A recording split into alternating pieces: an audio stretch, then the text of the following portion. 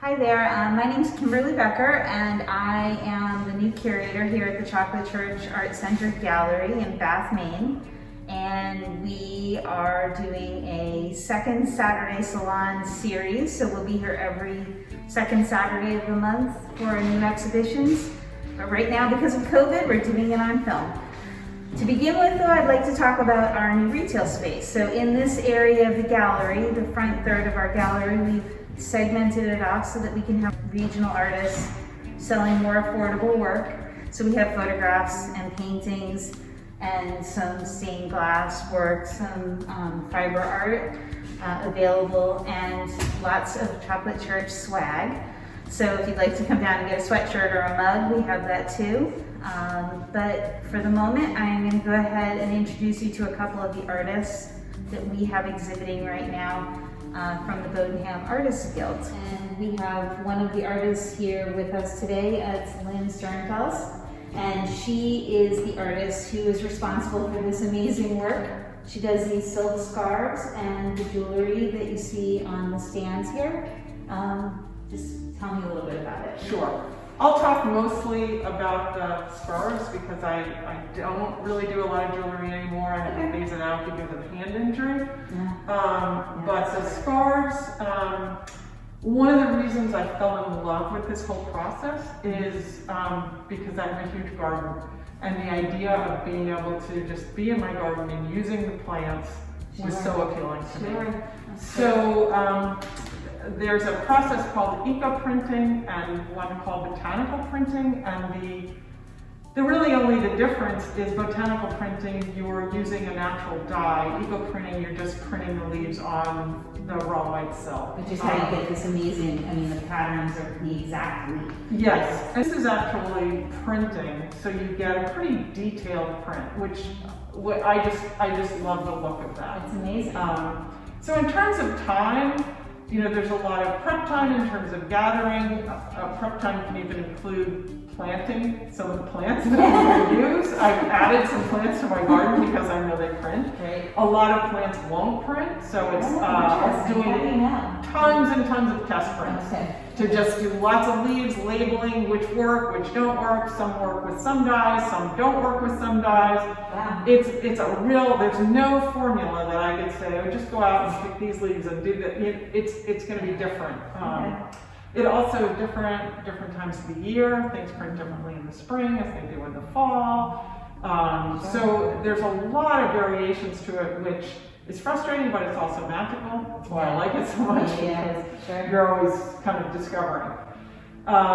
So I basically usually dye the silk using natural dyes. They're all, the natural dyes, mostly I use are extracts, although sometimes I collect plants for the dyes. Once they're dyed, then I print, and that's a process using usually iron as a mordant, but I could use something like tin, or I could use some other kinds of things, but I primarily use iron. I make a solution with rusty materials, rusty nails, rusty chain, rusty railroad ties. Reason to pick up all that rusty stuff I see. I know. Put it in water, let it soak. That's my solution. Then I'm usually dipping the leaves in the iron solution. And the tannin and the iron makes a reaction. And that's what helps make the print. So then you roll these leaves into so I lay out on a big table. My pattern, or however I'm going to do it. Sometimes random, sometimes a little more exact. And then I roll the whole thing onto a dowel pretty tightly, because in reality it's a contact print. Roll it all up, bind it up with string, and then I put it in a steamer for 2 hours. And I have to turn it and watch it about every half an hour. I turn it and keep it moist, let that steam set the print. And then I unroll the bundle. So you brought one. I'm just gonna put one on. Sure. You have to see how beautiful these are when they're being worn.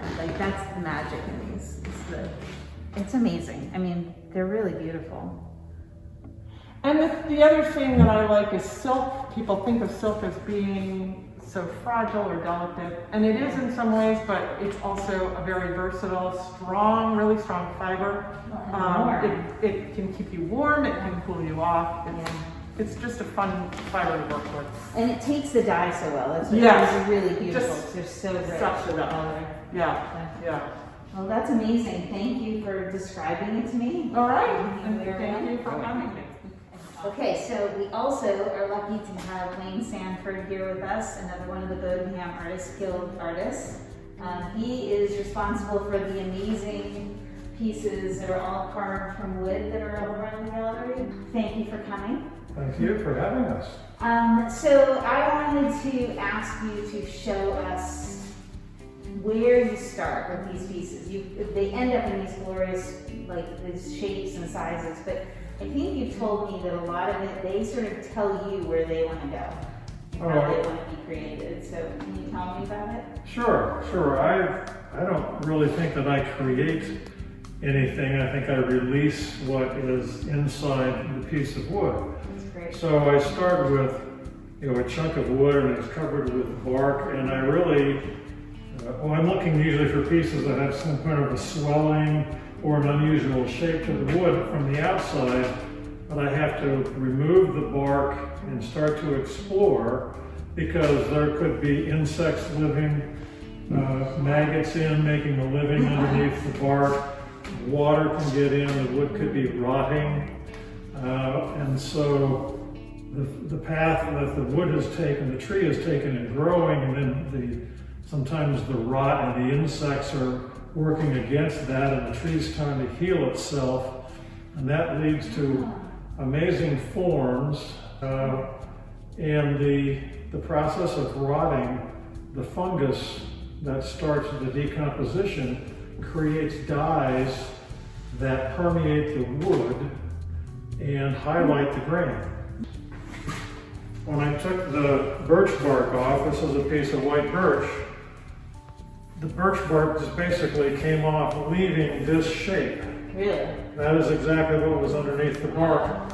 All I did was sand it a little bit and apply a finish, and you can see a little bit of fungus, a little bit of rot just starting to get going, which creates the dark streaks. So and I have to say, like, this piece, the weight, the heft of it, it's such a magnificent piece to hold. Like, you can feel the energy of that tree in this piece. Like, it's a beautiful object. And Wayne has made stands and pieces so you can display them in different ways. You can display them so you see it more as a bowl or more as a sculpture.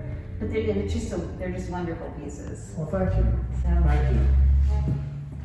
So, Lynn, you said you've been the president of the guild for the last 8 years? Yeah, it all blurs together. So could you tell me a little bit about the history of the guild, how it started, and maybe talk about some of the art that you're seeing on the walls here? Sure. It started a group of 5 artists in Bowdoinham, wanted to figure out a way how to support each other, but also to promote their art. And over the years, it's grown. We now have 22 members, all from Bowdoinham. One of the things I love about it is there are some young artists who are really making their living through their art, and then there's some older retired folks who are finally getting to play after they did their other job for so many years. Sure, that's great. And we know each other, we do some social gatherings, we did an outdoor market this year, which we've never really done because of COVID.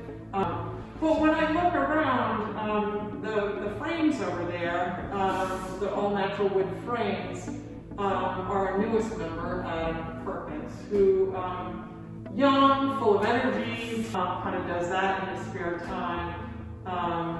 Jen Stonebraker, who I think you met with 2 young kids and a farm of her own, and doing these magnificent wreaths, and she also does some photography. George Patton really gets to play, to do what he loves. He studied photography when he was young, but never was able to really do it with young kids and whatever. And well, it's a good thing he can do it now. Yeah, it's amazing. It's just wonderful. Melissa Fiore, also and her husband, own a nursery. They're so busy with that, a very successful nursery in Bowdoinham. But she does this. And she has time to be I won't felting say in her spare time, but she has in her spare time. But she creates this wonderful felted art. Wes is a newer member. He just came in. He just moved here from Cape Cod, and was just immediately sought us out. Heard about artisans and sought us out. And, you know, he brings his style of photography to the group. Wendy was instrumental in getting us to this venue. I had asked for a volunteer to kind of be the point person, and she just took off on that. Does amazing her quilts. Her fabrics are fantastic. She looks and seeks them out and collects them, and then her eye for putting them together. See it too. The thing that's exciting for us about being here is we do tend to be in Bowdoinham. We have our annual shows. We come there. Some of the individual artists will go off and do other markets and other shows. Certainly, Portland. We did some in Freeport, Brunswick. But I think this is such a great opportunity for us to be in a gallery in a different town. You know, it feels like a step up for us to be in this beautiful space. And we're hoping that people, you know, that haven't seen, that don't usually come to Bowdoinham or haven't seen us before, will be able to come here and see our work. We're excited about it. All right, so please come and visit us here at the Chocolate Church Gallery. Buy art from living artists, farmers and artists, and everything in between. We are open, like I said before, from 10 to 1, Tuesday through Saturday. We have a Facebook page, we're on Instagram, so go to chocolatechurcharts.org and check us out, and please come down to the gallery and consider supporting these artists.